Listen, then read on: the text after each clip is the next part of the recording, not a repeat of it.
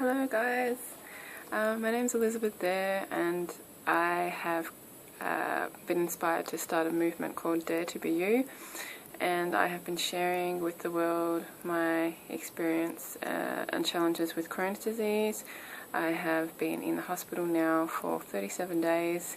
It's been 27 days since my operation where I had a bowel resection and an ileostomy, so I had 35 centimeters of my small intestine removed, and I also had a stoma or a colostomy bag put in place because my bowel was too inflamed and there was too much damage to go back and actually rejoin the bowel, so they've left it actually sitting on the outside of my stomach to heal, and then I have a colostomy bag obviously to collect my feces basically. So that's the story. And I wanted to use use what's happened to me to educate people and to show people what people with Crohn's or any kind of gastrointestinal disorder have to go through. Not so that you can feel sorry for us, but just so that people are aware and educated, and it's all about sharing and awareness. So today I'm doing a video of me changing my colostomy bag. This video would probably be more insightful to people that are new to having colostomy bags and are still trying to get the hang of it, or are about to have surgery where they will need a colostomy bag.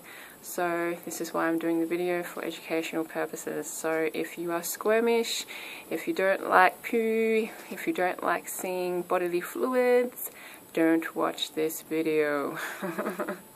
Okay, so guys, I actually named my colostomy bag. We're friends. I thought it would be funny just to, you know, add some humor to the whole situation and not take things so seriously and be all depressed because I have a colostomy bag. It's really not the end of the world in my opinion. I've just taken it on as a learning experience, and it's actually been quite interesting. So everybody meet Harry. This is Harry, people. This is my bag, and Harry needs to be changed. So I'm actually going to take you through the process of what happens when I change Harry. First things first, I will need a bluey, and what I do is I tuck that in and underneath, under my underwear, into my underwear, so if there is any soiling or spillage or mess, my underwear will not get dirtied. So I've done that. I'm just trying to see if I can position this better. Hold on a second.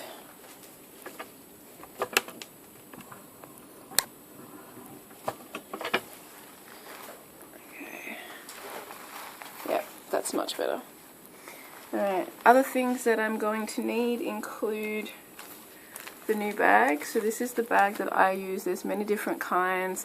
You've got 2 clip systems where you've got just a suction thing that sits over the bag and then you clip the bag on, but this is what I'm using, and you'll work out what's best for you depending on your stoma. So what happens is I've got to cut out the hole to the size of my actual stoma. So I've got my scissors, gonna cut it out, and when you're in hospital you'll actually have a stoma nurse who will come and help you with everything that you basically need to work out in your early days. I've always changed my bag from the word go. I didn't want any help. I wanted to assume responsibility and do it by myself. And the first time I changed the bag was very interesting because obviously it's a new experience, and I was dealing with my bowel and I could see it on the outside of my body, and I was shaking like no tomorrow, but I did it, and this has been an amazing experience for me. So I've cut out the hole, guys, and then there's a sticky bit here, adhesive, and I pull that off. I'm basically getting everything ready so that when I actually take off the bag that needs to be changed, everything's ready and I just boop, stick it back on, because you never know. I never know what Harry's going to do, and he might decide to and stuff come out, so you got to be ready to just get in there and get it back on. I also have this extra suction cap ring that I'm going to stick here. So peel off the sticky bits, and then you just sort of mold it to the size of the hole of your stoma.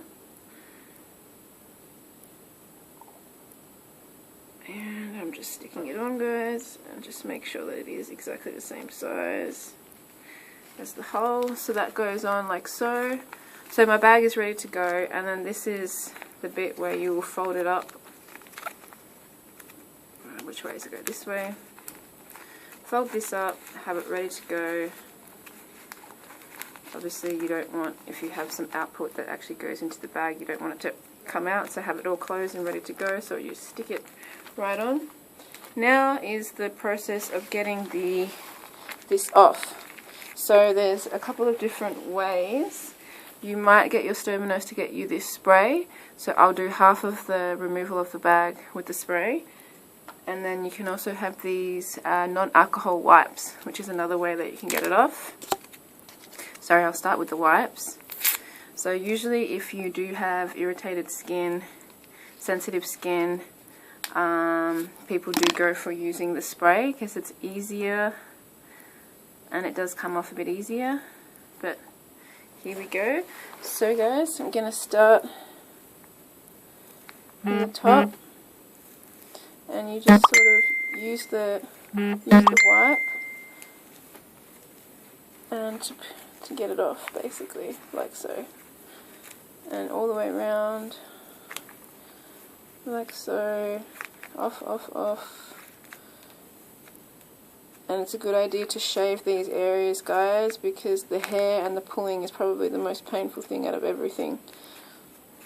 Okay, so I've probably got about half of it off now, as you can see, peeling it all off. Everything looks cool. So I'll do the other half with the spray. So you basically just spray the area and let it sit for a little bit, and it will just peel. I actually prefer to use the alcohol wipes, to be honest, because it just seems more easy. So you just get in the little creases and spray, and it will start to peel. Peel, peel, peel. Here we go. Spray. Spray. So as you can see, I'm starting to get some stuff that's coming out. So what I will do is I will get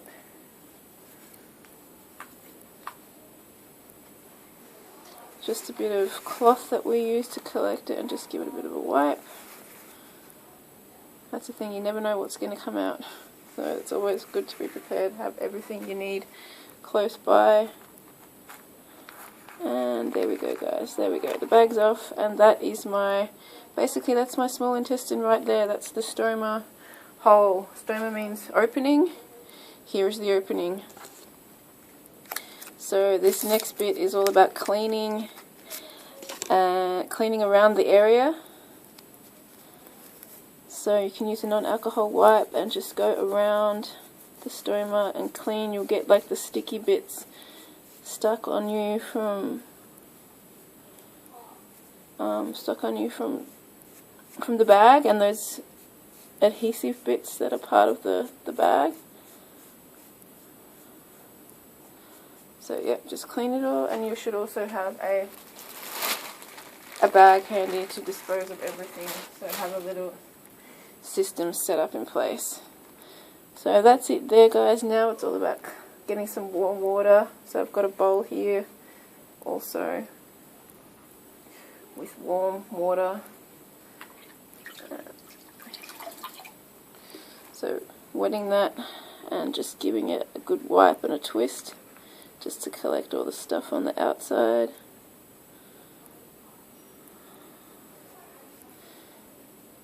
Give it a bit of a dab, just make sure that there's no stuff, no residue, no bits and pieces, and that's quite good. So as you can see, my stoma is quite pink, and I do get blood coming out of it, off it, which is good. It means it's healthy.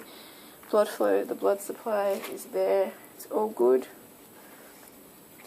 I'll just give it another bit of a clean on the outer side here, up the top here, and then just cleaning here. So yeah, I got a bit of a scar out of this, but you know, I'll have an interesting story to tell my grandchildren one day. And then with these same white cloths, but without wetting them, you're just going to dry the area. It's very important that now this surrounding area is dry, so that when you do go to stick the bag on, it actually sticks and stays. Because the most annoying thing about, first of all, figuring out which bag is best for you is then the fact that they can actually unstick at some point and you can get leakages, which is very annoying. But it's part of the process and all about learning about your stoma. Every stoma is different. You might have one that's very active and emptying a lot during the day. You might have your bag that empties a lot during the night. There we go. So that's all clean. Skin's all dry. And there's also this product that you can get, which is like a powder, which helps with the with keeping things stuck on. But the key is not to put too much, because then if you put too much, it's not going to stick. So it's a catch-22. So you just sort of slightly squeeze it around the stoma.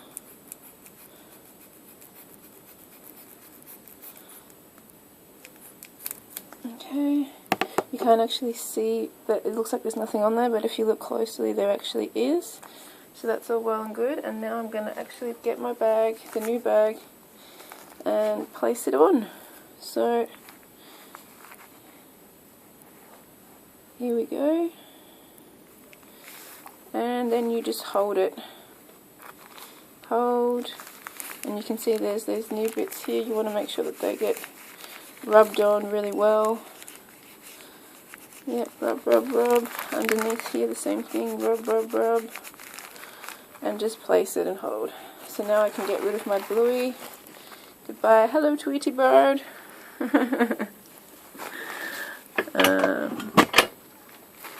Okay, so that's that process. I'm basically done now. But there's these things called, what we call boomerangs, and these are just extra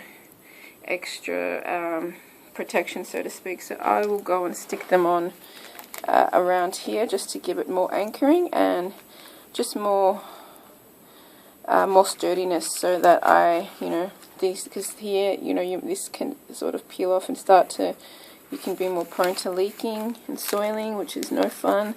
So this sort of gives you a bit more extra protection, and I love them. Basically, these were what was saving me, because my bag was leaking all the time without these boomerangs.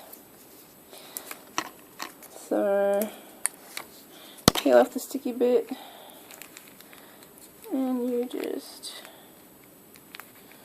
as you can see, stick it on to give it some extra there. So you get the top one that goes up like that. Yes. And then the second one, here we go. Just going to go down the bottom. So here, and just make sure you don't stick it onto your actual underwear. So here we go.